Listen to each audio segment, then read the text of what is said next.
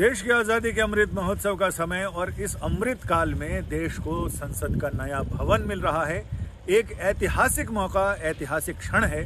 हम बात कर रहे हैं उन कलाकारों से जिन्होंने इस भवन को तराशने में, सजाने में, संवारने में कितने वर्षों का टाइम लगाया है और साथ ही अपने पूरे सुख, चैन सबको इस राष्ट्र के सुख को समर्पित किया है।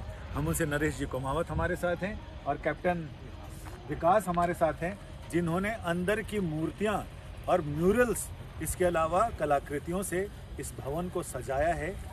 क्या क्या चुनौतियां थी, किन किन चीज़ों को ध्यान में रखा है, उस पर नरेश जी आपका स्वागत है। आपको बहुत सारी बधाइयां कि इतने बड़े ऐतिहासिक क्षण में आप इसके न केवल साक्षी रहे हैं बल्कि इसमें शामिल रहे हैं। घुस के तमाशा देखा आपने। ये सौभाग्य की बात है, इतने बड़े मौके का साक्षी बनना और साक्षी के साथ साथ उसका हिस्सा बनना।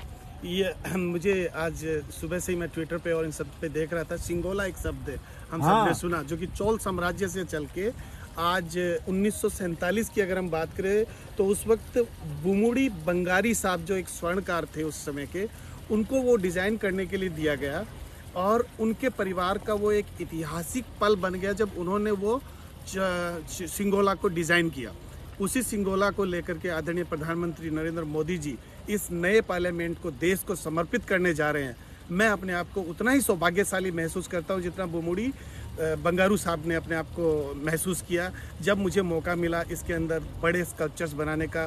समुद्र मंथन से लेकर सरदार पटेल और बाबा साहब भीमराव अंबेडकर की पैनल कृतियाँ जब मैंने मेटल में बनाई, इससे बड़ा सौभाग्य कुछ नहीं हो सकता। आभारी हूँ आदरणीय प्रधानमंत्री जी का, इस देश का ऋणी हूँ जिसने मुझे मौका दिया। यानी आपके चेहरे पे जो खुशी है उसको देखते हुए लग रहा है कि भविष्य की ओर देखते हुए इमारत में आप इतिहास को जी रहे हैं, उस इतिहास को जिसमें वेमुरी साहब ने जिसको जिया था उसको दोबारा जीने का आपको मौका दिया। हम युगों युगों तक के लिए काम कर रहे हैं। जिस तरह से हमने बड़े बड़े sculptures all around the globe बनाए हैं, उन सबको धूमिल करता है ये एक काम। वो सारे काम फीके पड़ जाते हैं इस एक काम के सामने जो देश को समर्पित है, देश की पार्लियामेंट के अंदर जो लगा है। इससे बड़ा मौका ना कभी भूतो न भविष्यति वाली बात है। नरेश जी, आपने बहुत सारे 84 से ज़्यादा देशों में बड़ी बड़ी प्रतिमाएं बनाई हैं। सुभाष चंद्र बोस जो इंडिया गेट के ऐतिहासिक छतरी में हैं, वो आपकी कलाकृति, आपने उनको उकेरा और आपने उनको बनाया।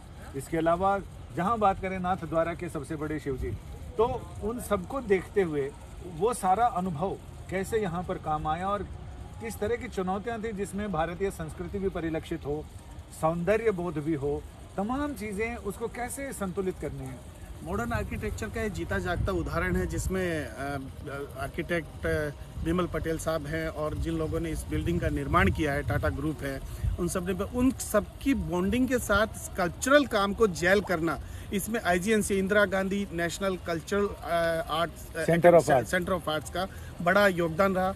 उन्होंने समय समय पर हमें गाइड किया, समय समय पर हमें सुझाव दिए और उनकी दिशा निर्देश में हम सारे काम को प्रतिरोध करते हैं। कौन कौन से ऐसे म्यूरल्स और ऐसी घटनाएं हैं जो पौराणिक भी हैं, ऐतिहासिक भी हैं, इसके अलावा देश के इतिहास का और संस्कृति का हिस्सा है? विश्व की सबसे बड़ी भगवान शिव की मूर्ति बनाने का सौभाग्य मुझे मिला है।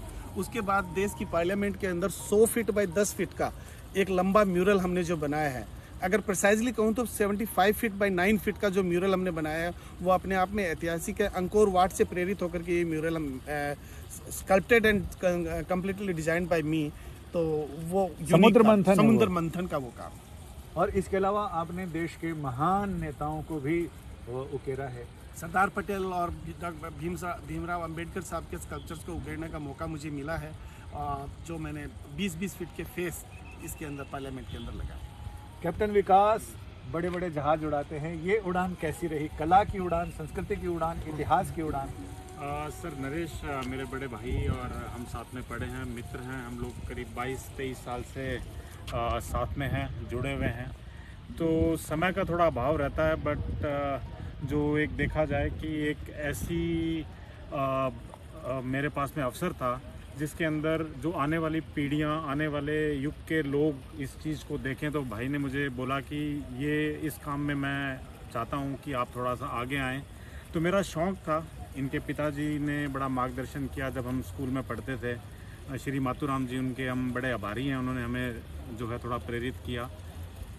बड़ा भावपूर्ण मौका है मेरे लिए ये बोलना और कहना कि पता नहीं कितनी मेरी आने वाली जो मेरी वंशज हैं वो इस चीज़ को देखें, अगर उन्हें पता चलेगा तो वो बहुत गौरवान्वित महसूस करेंगे। और मैं नरेश भाई का इस बात के लिए बहुत बहुत धन्यवाद करना चाहता हूँ कि ऐसी जगह पे मुझे लगता है कि आपकी उड़ान लैंड करने वाली है। बाहर का तापमान कितना है, अंदर क्या चल रहा है आपके? सर, अंदर पूरा आशा करते हैं कि देश के जो बड़े बड़े नेता हैं, जो हमारे देश के बड़े आगे आने वाले लोग हैं, वो इसको देखें और अगर हमें थोड़ा प्रोत्साहन दें, अगर उन्हें अच्छा लगे तो हमारी तो वही सबसे बड़ा हमारे लिए वही एक भूचाल है। हम अभी थोड़ा सा अंदर से थोड़ी घबराहट है इस बात को लेके कि लोग इसको कैसे आने में इसको कैसे हमारे को क्या आशीर्वाद मिलने वाला इससे। हालांकि अगर वो बोलते हैं ना कि कोई क्रिटिसिज्म भी आए तो हम उसको भी सुनना चाहेंगे ताकि हम आगे और अच्छा काम कर सकें। आगे हमें और जो जहाँ भी हमें भगवान अवसर प्राप्त करे या देश हमें मौका दे, हम जरूर करना चाहेंगे। इनकी उड़ान तो लैंड करने से पहले थोड़ी भूचाल में है। आप कितने कॉन्फिडेंट हैं? आई एम 200% कॉन्फिडेंट बिकॉज सीखा है, तीसरी पीढ़ी है मेरी इस काम में। मोर देन 84 कंट्रीज़ के अंदर मैं काम कर चुका हूँ अभी तक। सो मुझे लगता है कि इतनी बड़ी पार्लियामेंट के अंदर इतना ऐतिहासिक काम होना अपने आप में गर्वान्वित महसूस करने वाली बात है। यानी इतिहास बनाना, इतिहास का हिस्सा होना और इतिहास के जरिए भविष्य को देखना, ये इमारत, ये अमृत काल में ये उपलब्धि वैसी ही है। इन्होंने सागर मंथन बनाया है और सागर मंथन से इस अमृत काल में ये अमृत निकला है। कैमरामैन हिमांशु शर्मा के साथ संजय शर्मा।